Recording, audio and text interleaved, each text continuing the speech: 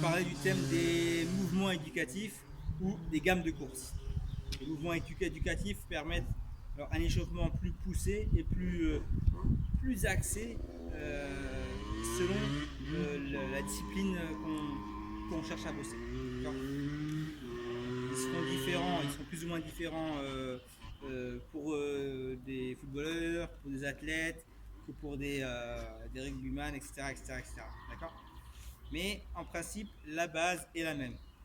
Donc quand je dis que la base est la même, il y a des mouvements que je vais vous montrer qui sont exactement les mêmes, quel que soit le sport pratiqué. D'accord. On va faire un truc, on va commencer simplement. On va démarrer tout simplement par les mouvements les plus basiques. Donc en général, les mouvements éducatifs ou les gammes de course se font après un échauffement préalable. D'accord. Donc en général, tout le monde a couru, trottiné tranquillement 15, 20, jusqu'à une demi-heure de course. D'accord. Pour pouvoir démarrer les gammes ou les mouvements éducatifs. Alors il faut savoir que les gammes et les mouvements éducatifs vont à l'extrême du mouvement. D'accord. C'est-à-dire que ce sont des mouvements que vous ne réitérerez jamais à 100% dans une course. D'accord. Ou durant votre match de foot.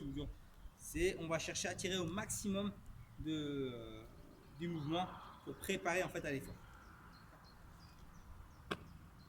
Premier exercice simple, les montées de genoux.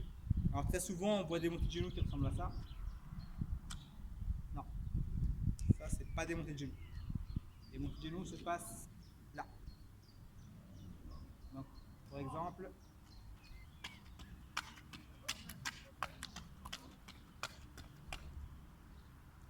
en général, toutes les montées de genoux se font avec une pointe relevée. La pointe là en bas, c'est pas bon, pas juste. Toujours ici, là, là. Ok.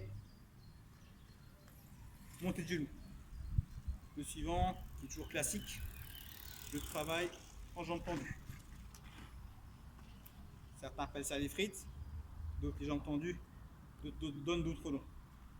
Le geste est le même. C'est de se retrouver en fait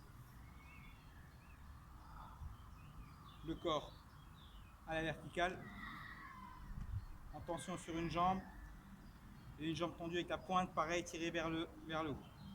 Coordonné. On vient sautiller sur la face avant du pied. Alors, toujours une recherche de la pointe dirigée vers le haut. D'accord.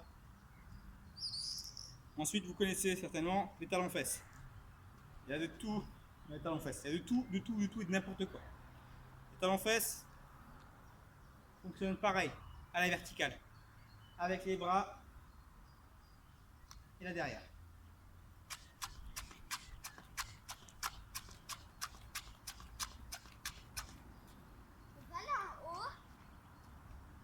Voilà. Donc on a parlé des gammes de course simples, montée de genoux, jambes tendues, talons-fesses. Un quatrième exercice qui est pratiqué partout. Il y a ce qu'on appelle les foulées bondissantes. Qu'est-ce que les foulées bondissantes? C'est une recherche d'élévation tout en faisant des bondissements. Aller haut et loin. Un genou balancé vers l'avant. Hop, hop, hop. Chez les plus jeunes, on appelle ça le kangourou. D'accord? Le kangourou. D'accord? Chercher une élévation du corps avec les bras. En gardant en tête que le buste reste à la verticale. Cinquième exercice, préparation des chevilles. En simple. Écarter, écarter, écarter, écarter, écarter, écarter, écarter. On avance. D'accord? Cinquième exercice. Les hanches et les chevilles travaillent ensemble. Bien.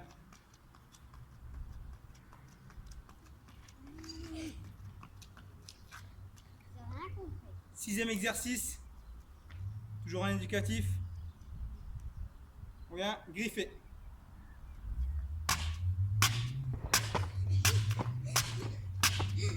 Bien sûr, on tape pas, d'accord? Le but n'est pas de frapper, mais de griffer avec la face avant du pied, d'accord? Parfait.